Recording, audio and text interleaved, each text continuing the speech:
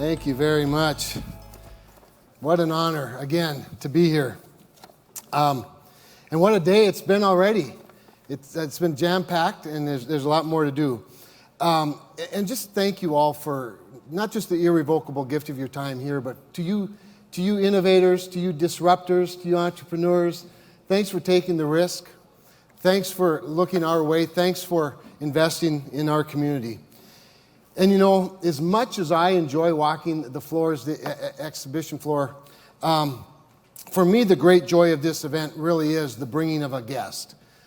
The bringing of a guest who doesn't know as much about what we're doing up here in this ecosystem as maybe they ought, but I know they'd want to. And I've had that opportunity. I was told one time, senators don't do much, but they're pretty good at convening people. And they're right about both pieces of it. And so I'm always looking for a guest that fits the mold that you all fit, the disruptor, the innovator, the entrepreneurial-minded person. And coming from the Senate Armed Services Committee and Veterans Affairs, I tend to focus my UAS work on the military, on defense applications. That's not to say the others aren't important. They clearly are. But that's where I hang out. And I've had a great opportunity to bring some pretty innovative military and defense leaders as my guests. And they've included 4 very intentional ones in the last, 3 years plus this year. Beginning with Dr. Derek Turner, who's with us today. Derek, thank you. Dr. Turner has been the director of the Space Development Agency since it began, since we stood it up. And he was my guest the year that we didn't have it, and ended up doing it virtually. And he still insisted on coming up to Grand Forks. And once introduced to the community and the community introduced to him, he has since become our most enduring partner at Grand Forks and the Grand Forks Air Force Base, and the incredible work that the Space Development Agency is doing while part of the Space Force. So thanks again for everything.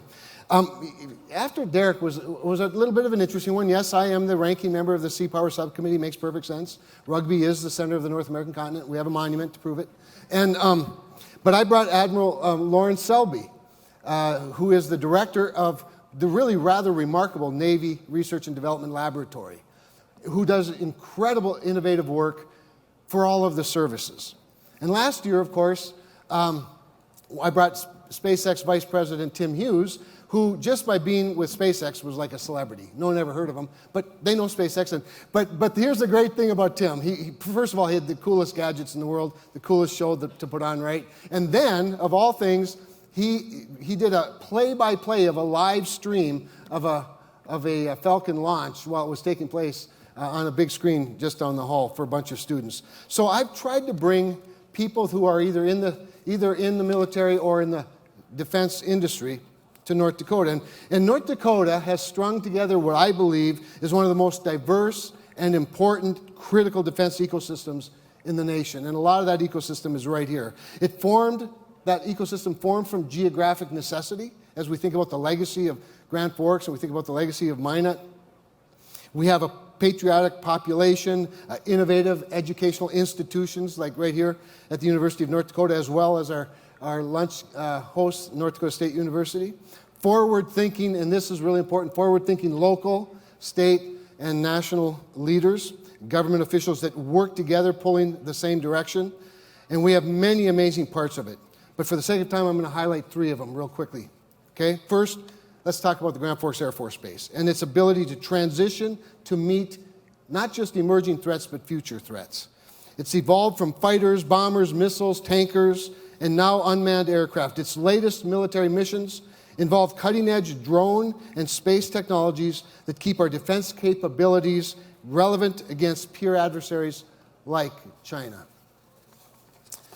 And then there's the airmen of our happy hooligans in Fargo who have mastered tactical warfare with a small cadre of experts and cutting-edge MQ-9s.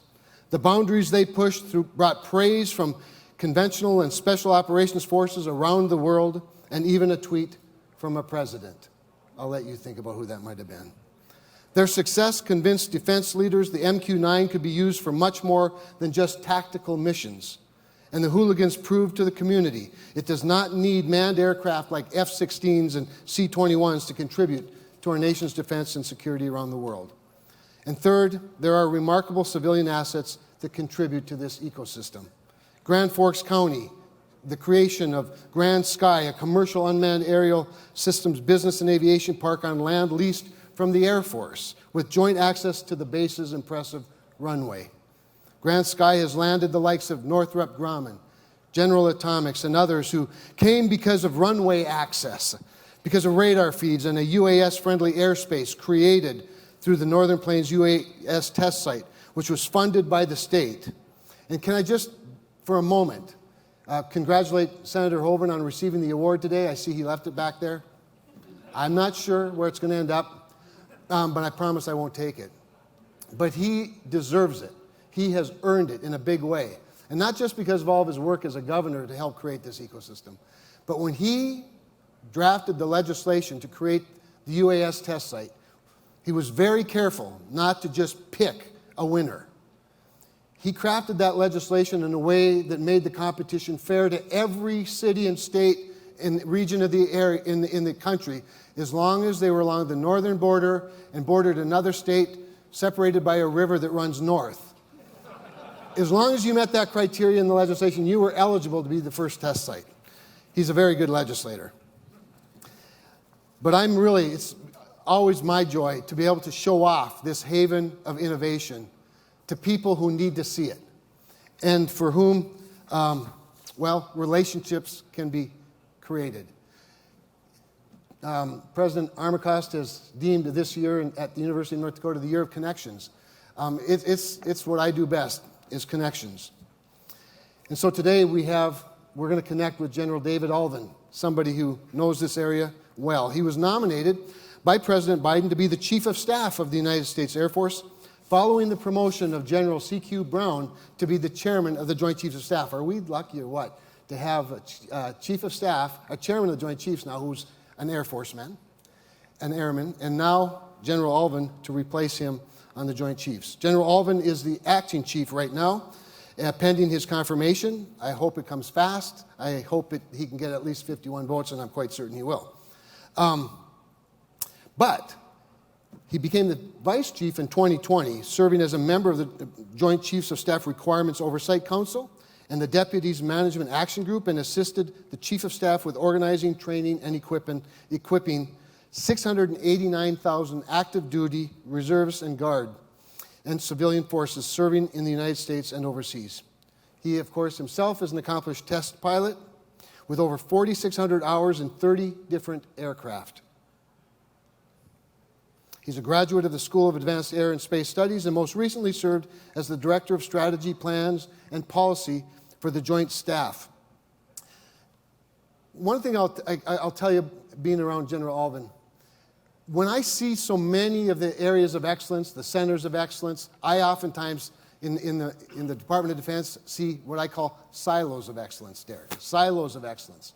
My fear of having silos of excellence is that they might not become a center of excellence if there's not an umbrella, a leader that recognizes that these silos are only useful as part of a larger ecosystem. General Allvin, I believe, is that man who understands that, at least for the Air Force.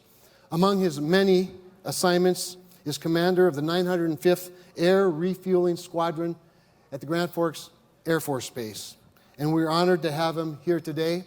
His wife Gina is with him in town, but she's right now out at the base meeting with some of the key spouses, with Mrs. Monroe, and doing the very important work that not only a spouse does, but that a true partner does. And great leaders have great partners.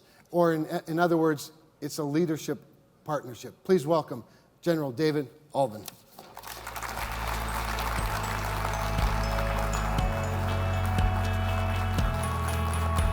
Go get it.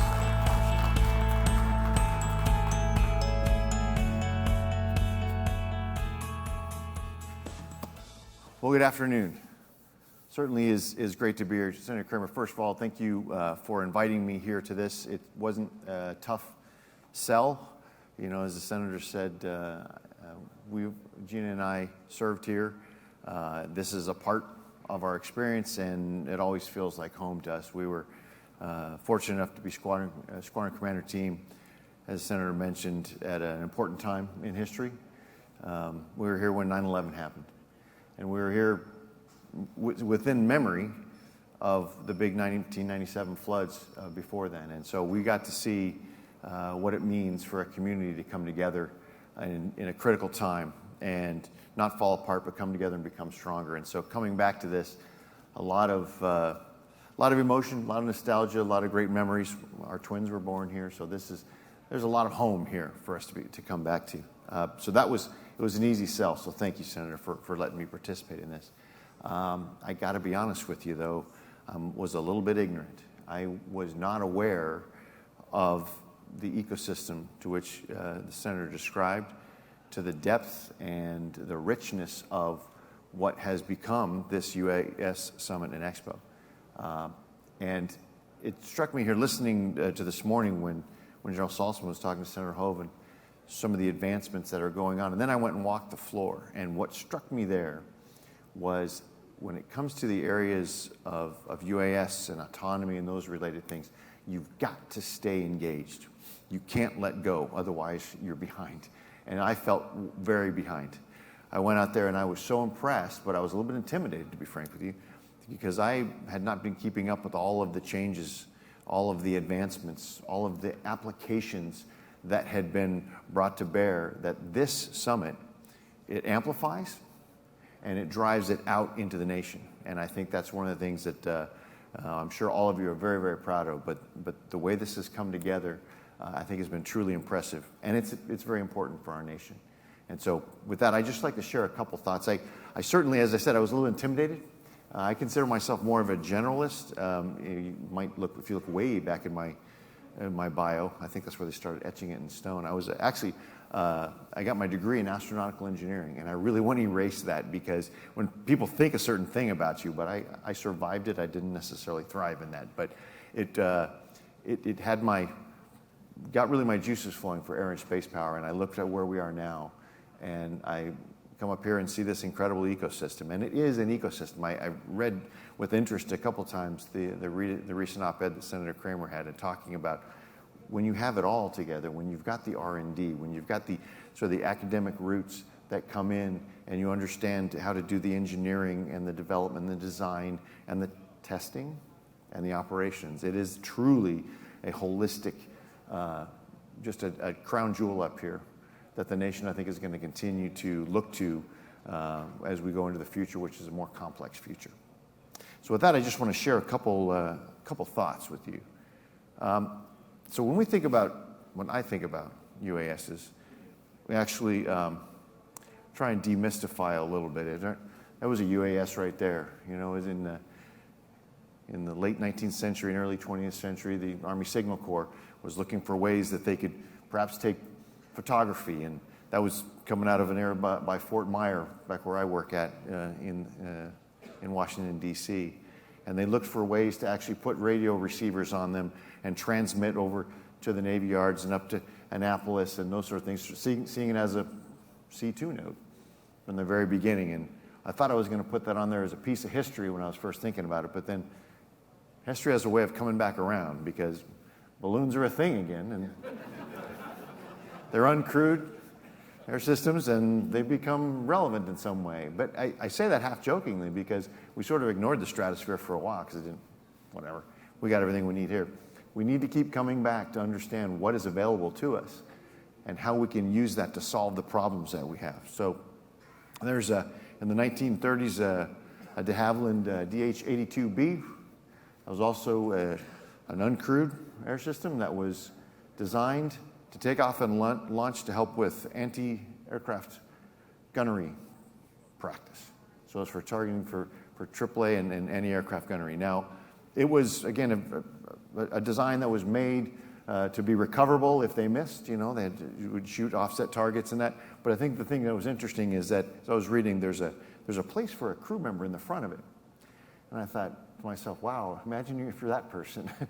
You know, hey, we want you to help us with our targeting practice up there. Maybe you weren't the best pilot candidate, but that's not something I would necessarily volunteer for. But again, it was there to solve a problem. Now air power had started to become a part of warfare, and so trying to defend against it, we need something to help us out to be able to do that. The air domain is a part of warfare. And so I thought that was interesting. And this is in 1946, where there was a remotely piloted aircraft that was based off the design of a B-17. And this one was remotely controlled, took off out of Hilo Station, Hawaii, and flew into a place called Muroc Army Airfield in California, which later became Edwards Air Force Base, which I have some fond memories for as well.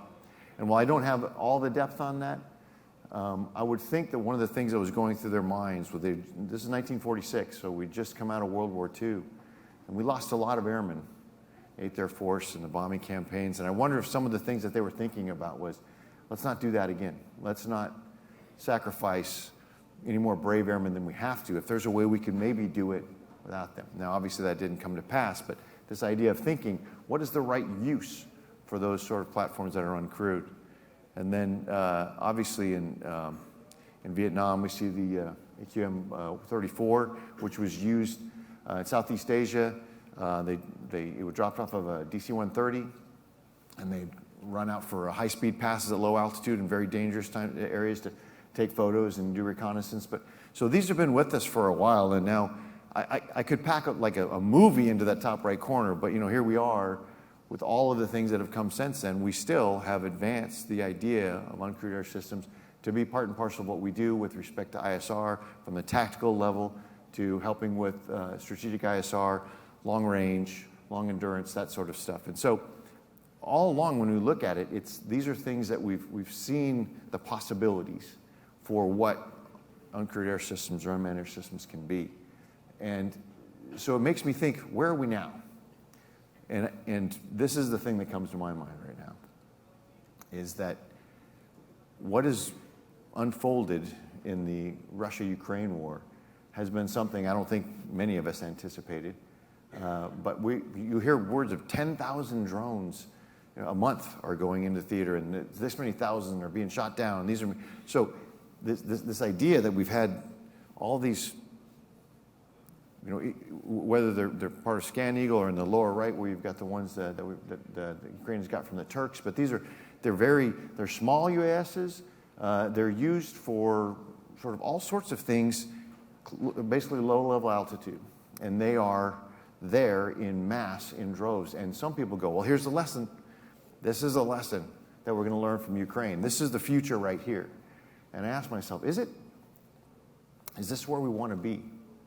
Now, on the upside, we have the distinct advantage of this type of technology because it's adaptable, and you can use the innovative spirit and the creativity to make things happen where you couldn't have, in other situations without this technology. But is that the one we want? I posit that the reason we're here and doing this is because neither side could attain air superiority. And so you don't want to be doing this. Is my assessment, is right now the Russia-Ukraine war is sort of very much akin to World War I with drones. Is this what we want to be doing?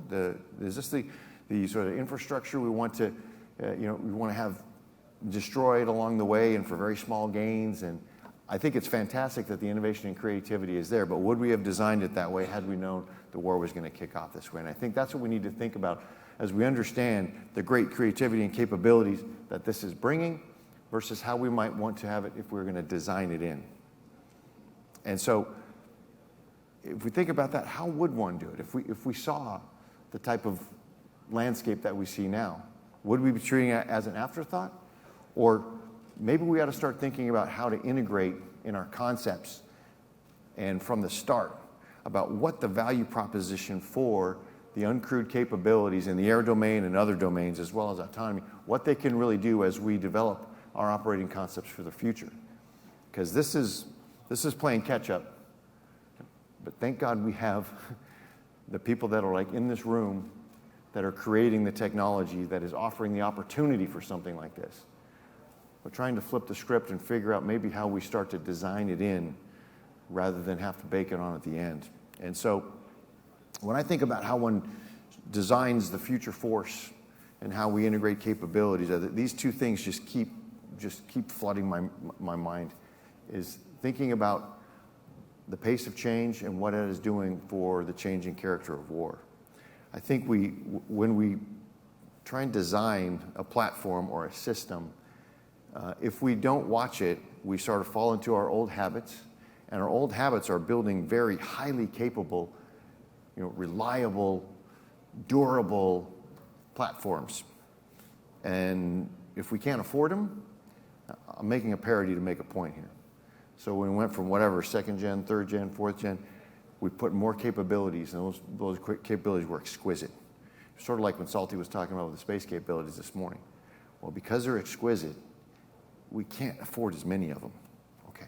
Well, if we can't afford as many of them, then we better put as much stuff on it as we can. Okay. If we're going to put all that stuff on it, then we can't afford. We find ourselves to a very few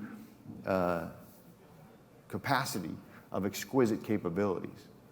And we're finding out that those are targetable. So much like they're talking about in the space domain, I think we need to appreciate and respect the fact that the pace of change is making something you develop today interesting for the next 5, 7, 8, 10 years. But after a while, that advantage that you get becomes an albatross. And so shifting the idea of, rather than building an entire sustainment tail for something that you intend to build for a long time, there's a different business model. If you sort of put the prestige and put the value proposition and the business model into valuing the design rather than the sustainment piece, that seems to be the sort of thinking that is more congruent with the pace of change. And I was mentioning earlier that I get asked I've been asked a couple times even in advance of the confirmation hearing, say, we want a force design. What does your force design look like? And the implications are, again, I'm going to the extreme to make the case, but then, so you're going to have X many of this and Y number of that and 3,300 and 29.2. And so it seems like, well, now you know what you're doing because you know exactly what you want. I would say that when we lived in more linear times, when I was a younger man, you could get away with that. You could be precise, and we could confuse that for being accurate, and we could get away with it. I think today, if we go with precision and confuse it for accuracy, we're going to pay the price.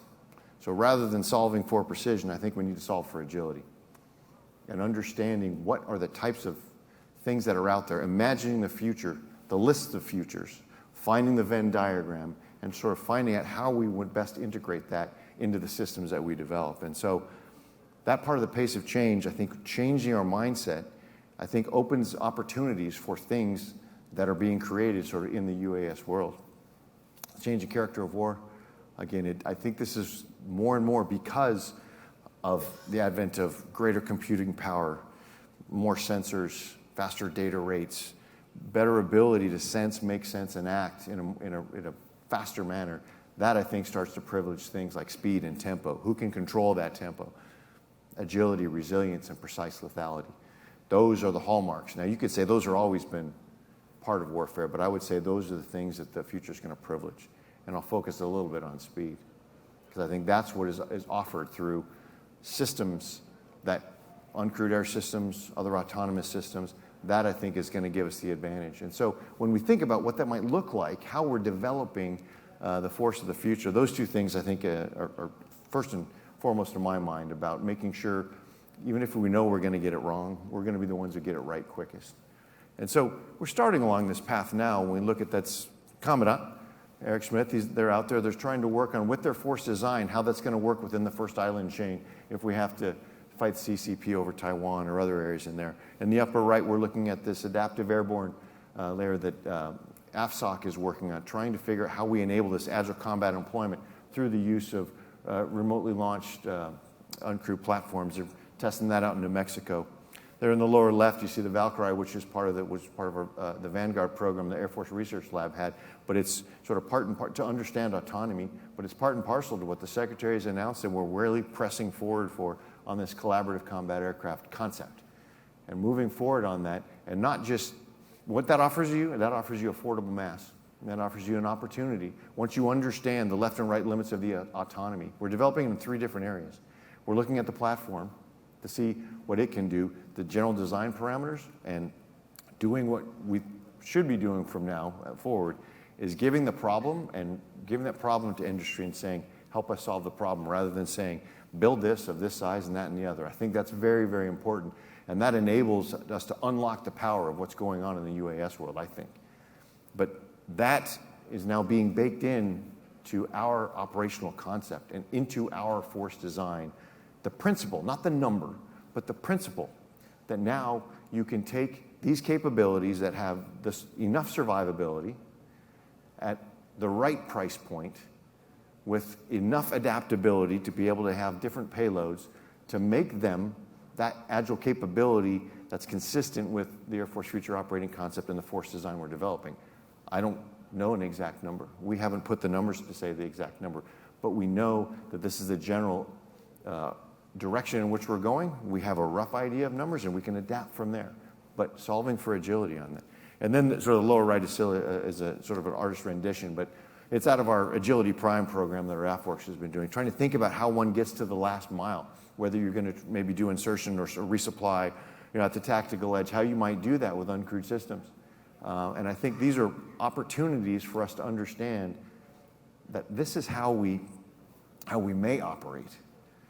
And these are things that we need to bake into our force design from the beginning, to our operating concept from the beginning. But I don't think we have an exact answer as what it should be. And I would say that that's okay. And that requires us to have a better dialogue and a more consistent dialogue with our leaders in Congress. Senator Cramer said, and he's been one of the most gracious folks in the Senate and certainly on the Senate Armed Services Committee to understand what we need, understanding that we're in resource-constrained environments, but to be able to not have to be pinned down to something that is precise and exact and says, this is what we're doing for sure, but able to build that trust and dialogue to say, this is the direction we're heading. Here's what we know. Here's what we don't know. And if we could be more agile and flexible together. Now, I know agility and bureaucracy are almost not allowed to be in the same sentence, but I'm doing that anyway because we have to start. The environment is demanding that. And if we have a leadership enterprise and a decision-making enterprise that doesn't get attuned to that and can't keep up with that, then I think we're all sunk. So I would just add one more thing, and then I would offer any questions you might have, and also something that I underappreciated until being able to spend some time with Senator Cramer today, is that his depth of knowledge is much more than he just shares up here at the podium. So when we do Q&A, I'm certainly going to offer the opportunity for him to come up, because I'm sure there might be some questions you have for the senator as well that you don't get a chance to ask him, and he might give you some better answers than I might. But the last thing I'll leave you with is, as we're trying to think about, so we want to solve for agility, but what's the principle? There's got to be some principles behind it. And I'm just one guy, but here's what I think. I think, in general, when we look at autonomous systems and uncrewed systems in the air domain or in any domain, traditionally we have looked at those as what things can it do that maybe we don't want to do? Yeah, I don't want to fly that AAA target aircraft. Maybe I don't want to fly in that B-17 formation and put all that risk on us. Maybe I'd rather not do those high speed. All the things that it makes sense. Let's lower the risk. It's a high risk environment. It's a dangerous mission, and maybe we want to find a way to do it without costing human life, and do it in a way that maybe not costs as much resources as well. But I think there's something more. We've always done that to augment. This is what we want to do instead of the human. I think if we narrow in on human-machine teaming, human-machine optimization, building in the idea that this is how machines can be used to help us do our job better. War, the orchestration of violence and pursuit of political objectives, is a human endeavor. If it ever stops becoming a human endeavor, I think we've lost our way. But it always will be. And as long as that's the case, then we have humans who are going to need to make decisions. Strategic decisions, operational decisions, tactical decisions. Now, the idea that we would be able to team with the right autonomous systems, the right set of sensors, that are in the right place, that would enable us to create that tempo, the speed of decision, the speed of recognition, the speed of action, that it becomes a true teaming. Now, we do this we're looking at doing this beyond just the flying stuff in the air domain, the idea of being able to do data fusion, all those sort of things that help us have the situational awareness. That, I think, is going to be the advantage. And if we design that one principle in, that it's not just something else they do instead of, but if it helps the human make the decisions better, be more effective, and do it faster and keep the adversary on their back foot, I think that is a fundamental core principle that we should consider as we're designing into, rather than bolting on, UAS technology and the systems that support it. I think if we think about that, there will be some elements of our heritage, our very, very proud heritage in the Air Force, that might, they won't go away, but maybe they won't be a center stage. But I would submit that I think one of the things that has made us airmen, as much as the airplane, is the spirit of innovation. And that, so, the air power came along at a time of sort of, maybe it was a dearth of military strategy in World War I, and some people said, there's got to be a better way, and the airplane was there, and the rest is history. But I would say that innovative spirit is what really is going to drive our airmen into the future and help lead as part of a joint force into the future. And I think if we sort of take this on and don't shrink from it, don't run from it, but drive right into what's going to make that human better, and how do we dig into working with the machines rather than just having them as a bolt-on, I think that's going to serve us all better. There will be lots of friction. There will be maybe some uncertainty, maybe a little nervousness. This is not the time to shy away. Now is the time to lean into it heavily. And I think if we do, and we do it together, and we do it understanding what all of society can bring, which just brings me back to being so honored and humbled to be in this crowd and see what's going on here. If we all do that together, but I'll tell you what, if we do it fast enough, maybe the threats decide, maybe not only today is not the day, but tomorrow is not the day. We don't actually have to do it. But if we do, then we'll have a force that the nation can be proud of. And that's my vision, pending confirmation, or as long as I'm the vice chief. And I'm really, really happy to be here and just share those couple thoughts with you. And I'm now happy to take any questions for myself or Senator Cramer. Thank you.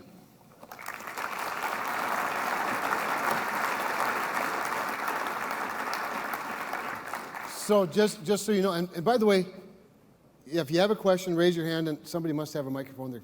Oh, there it is. Okay. So whoever has a question, raise your hand. He'll get it to you. In the meantime, a couple of things. So we've been together all morning now.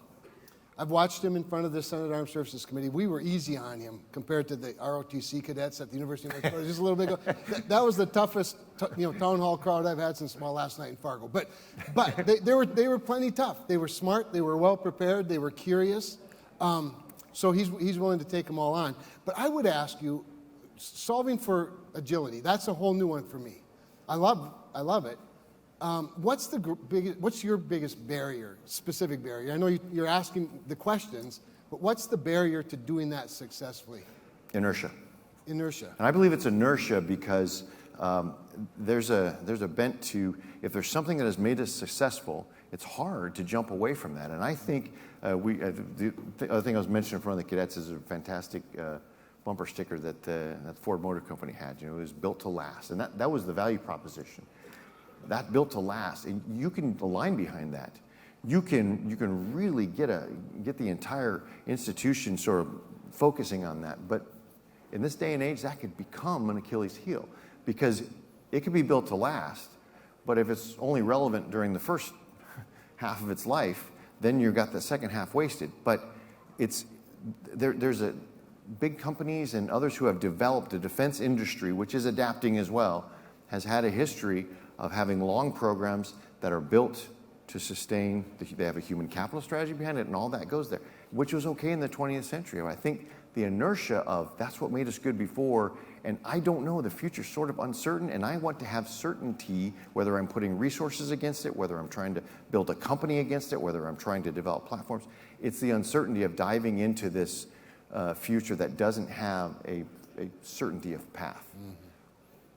Great point. Anybody out there with a question? If not, I'm going to ask another. Oh, yes, right up here.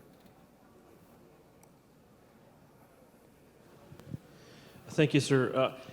Is there a vision how the Air Force could leverage the Civil Air Patrol to kind of breed the kind of innovation and kind of kickstart this process? Because not only, not just operationally, domestically for emergency response, but we've got 25,000 cadets that we would love to get all fired up and enter the aerospace industry and hopefully the Air Force as well. So thank you for that question, because I think the Civil Air Patrol is one of those, when they say it's one of those oh, those quiet heroes. Well, maybe they shouldn't be so quiet anymore. Maybe we ought to work on that. I would tell you that so I'll talk about the innovation piece in a minute, but I think as important as that is the idea of the connection. You have that many resources that are connecting with aviation and that are connecting with our Air Force as well. And what I'm discovering more and more, that even when I talked about I need to keep up with things, I wasn't tracking how much a lot of the aviation now has organically into it, built in training and education on uncrewed systems.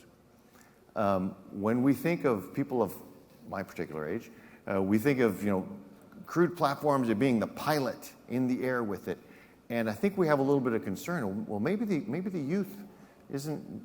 Maybe they're not going to be okay with doing uncrewed systems and crewed systems. I think we underappreciate what the Civil Air Patrol can bring as far as the culture and as far as the connection to the community.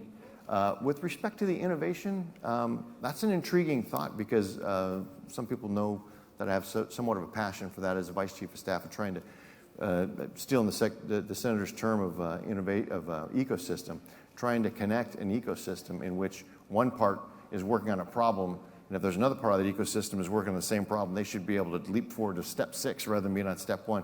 And I think the Civil Air Patrol could certainly help with that.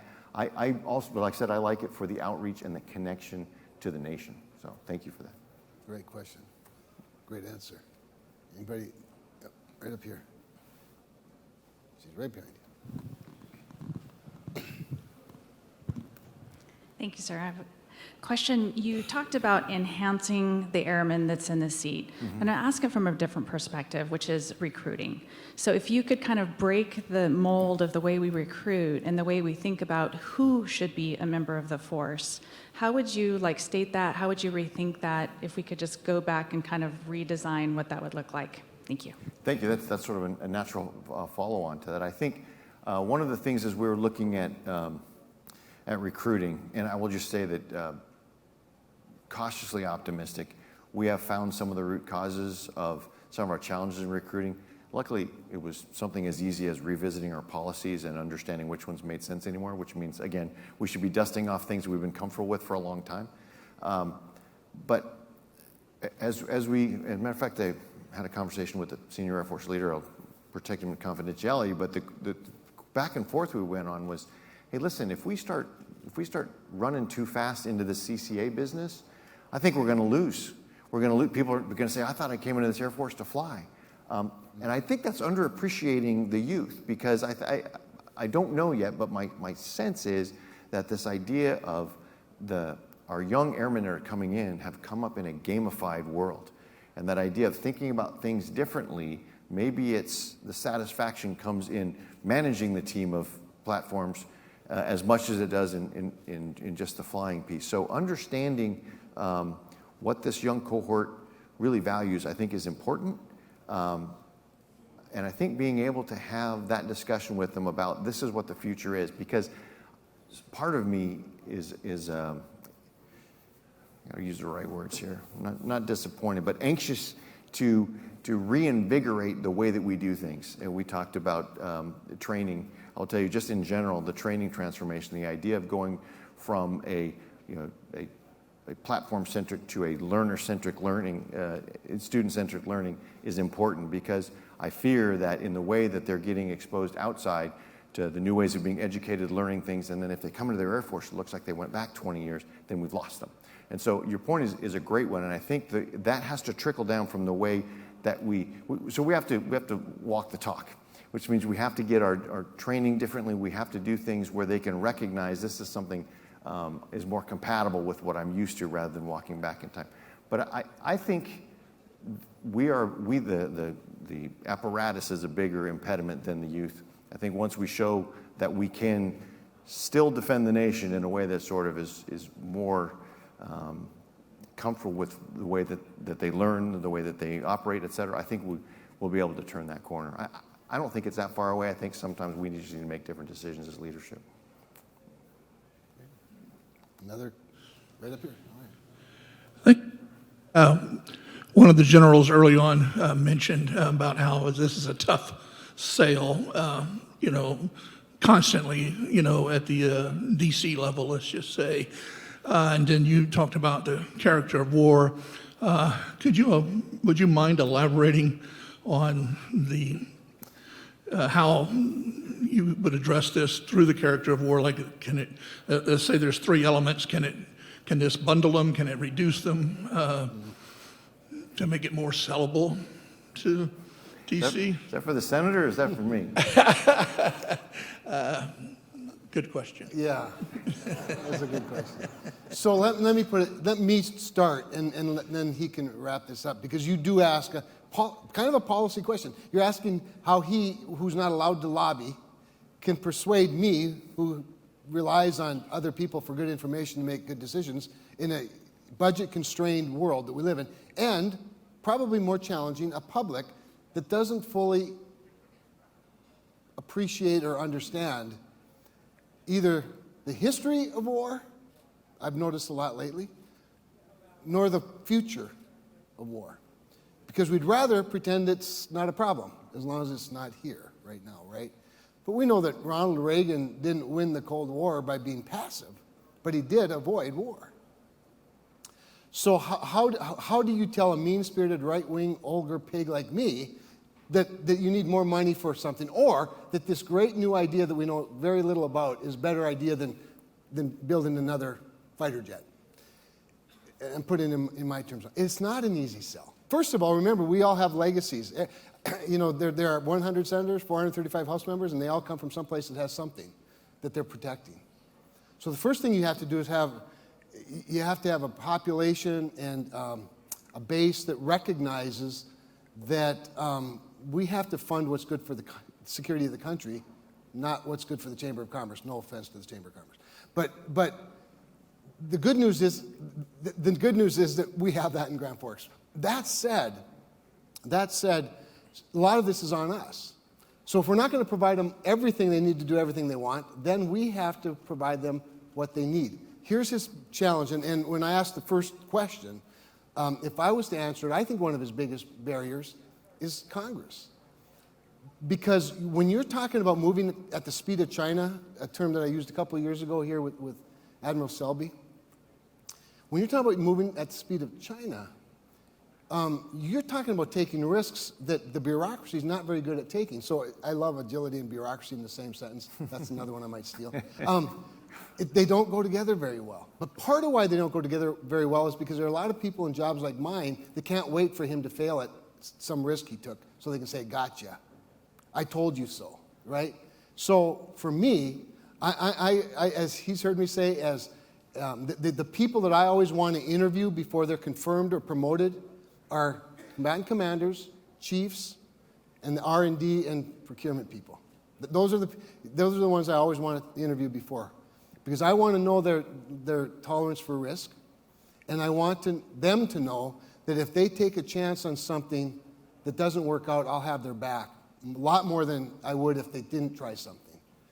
So I think some of it is the mindset. I think it's helping me and people like me, and me helping people that vote for people like me or against people like me to understand the risks and to understand the rewards. I'd also say this, and it was interesting having General Saltzman up here with Senator Hoeven and hearing his discussion, much like, sort of a similar discussion, really, right, about volume versus exquisite and all that.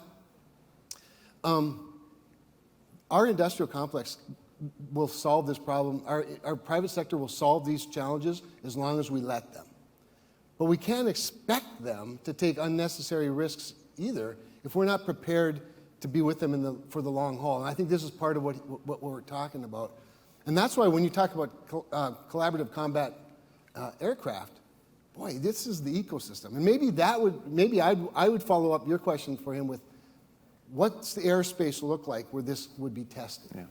What's the ecosystem or the environment look like where CCA could thrive as opposed to go to a congested place to die? That was my little bit of editorial comment in the question. Yeah. Fair enough? So, and I would say for my part, it really is, Senator answered the policy question. I would just say from the perspective of a senior service leader, if you want to transition from the as is to the to be, because you understand that even though we have the best fighting force in the world, we have incredible airmen, that we don't necessarily have what we need now, and we know what we need.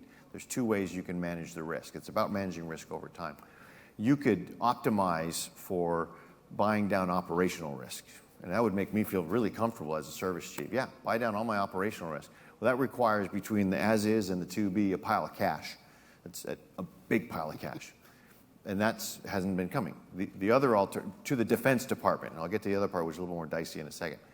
The other way you could do it is you just figure out how you can get through without taking any fiscal risk and manage the operational risk as much as you can, which I'm less comfortable with. So that trying to find that medium is really the challenge, and how to get there fastest. The understanding of how fast the adversary is moving, I think that's one of those that could draw you to a different conclusion about operational risk versus fiscal risk. I'm not sure that that's been fully understood across the nation.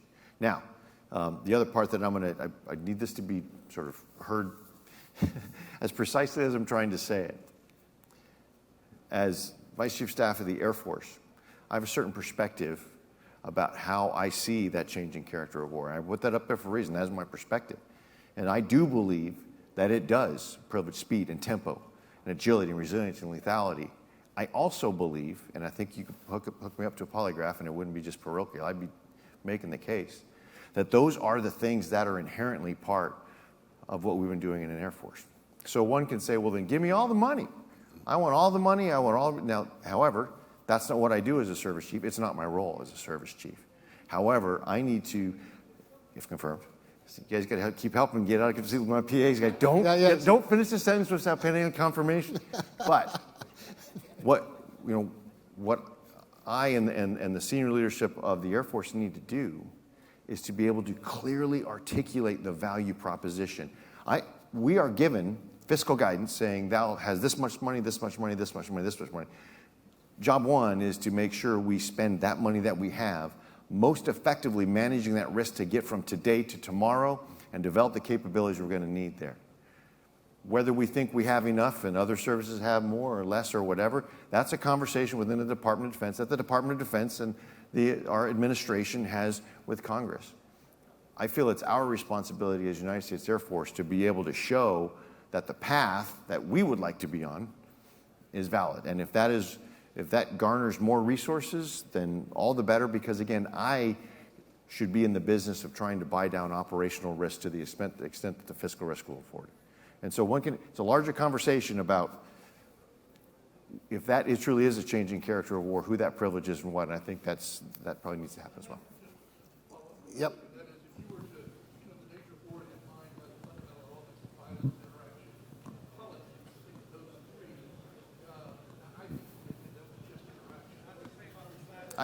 So I think that's the difference between the nature of war and the character of war.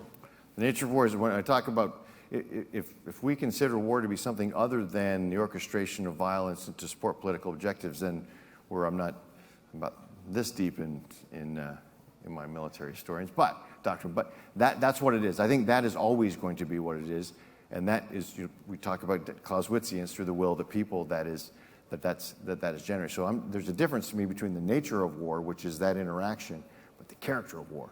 Well, I think there's a distinction that I think we need to be clear on. Good stuff. General Senator, Lieutenant Colonel Mike Dunn, 7th Reconnaissance Squadron Commander. General, you said that we should be giving industry our problems and not telling them to build something of XYZ dimensions. Do we have the capability to do that, to write those types of contracts? And if so, how do we kind of overcome the institutional inertia that likes it how it is today? I think we do, and I think we have been recently. And I think when Secretary Kendall introduced the operational imperatives, that was one of the things that he put together within the Department of the Air Force, that we had the operational expertise next to the technical expertise, next to the acquisition expertise, to understand how to describe the problem. Because operators will tell you how to fix the problem to the extent that we understand technical feasibility, the acquisition feasibility, all that. But to understand that this is the nature of the problem, these are the types of things we'd like to see over to you. We have been doing that more, and I think you'll see that in our strategy, some of the strategy for developing our collaborative combat aircraft, the same sort of thing. Because we don't know what we don't know. And sometimes when we think we do, it becomes a DoD driven, and we're missing opportunities to understand the innovation that's happening right under our noses. And I think we're doing better on that. And I know that under this secretary and with our acquisition team, we're striving to do that more and more. And I think we're finding out that's going to have some pretty good results. And I would throw universities into the mix of Yes. problem solvers as well. We've had both breakfast now and lunch today with President Armacost and his leadership, the deans of the schools and some of the faculty. And that's a brain trust that's too often underutilized, particularly if it's a small university in the middle of the North American continent versus a large university on a coast somewhere. And so, and I will say, the Air Force for some years now, really since I've been at least in the Senate, has been loosening that up a little bit, sharing the wealth a little bit, looking for that brain that might be missed if you're sticking with just a couple of institutions all the time. There's still plenty of work to do, but that's part of what we're doing today, is introducing a new place, if you will, to new people. Great question. All right, where are we? I think we filibustered them. Is that a Senate term? No, I don't know. I could ask a lot of.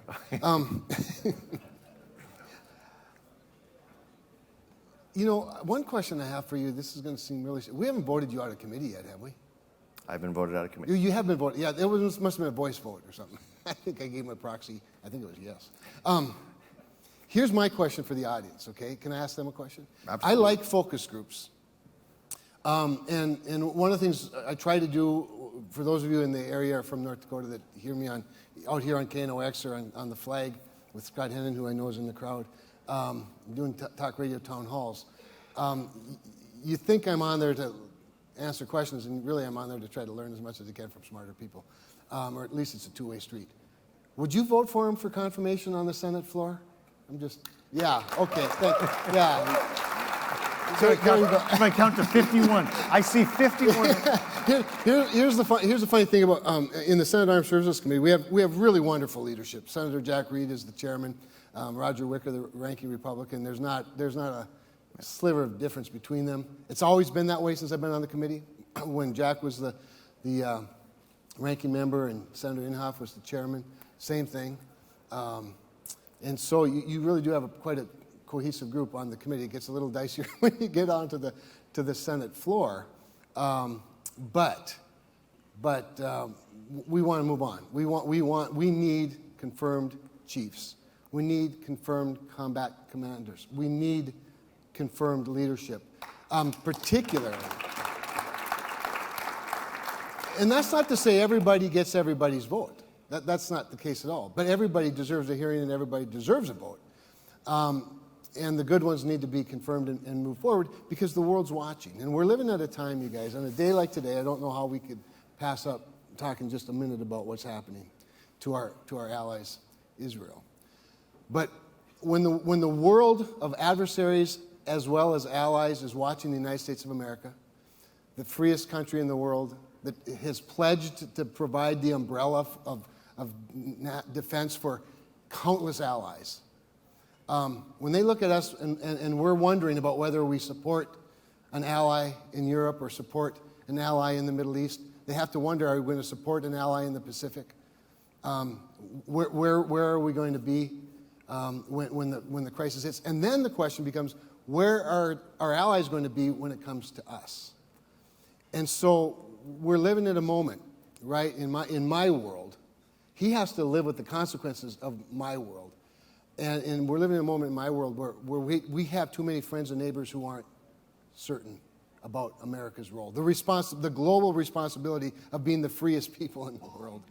And so to the degree, and I know I'm preaching to the choir a little bit, but even from here, we need to leave and evangelize a little bit in this front. And it's the challenge that I face as a policymaker. It's the challenge I face at almost every town hall except in front of ROTC cadets, that the people aren't convinced, to your point.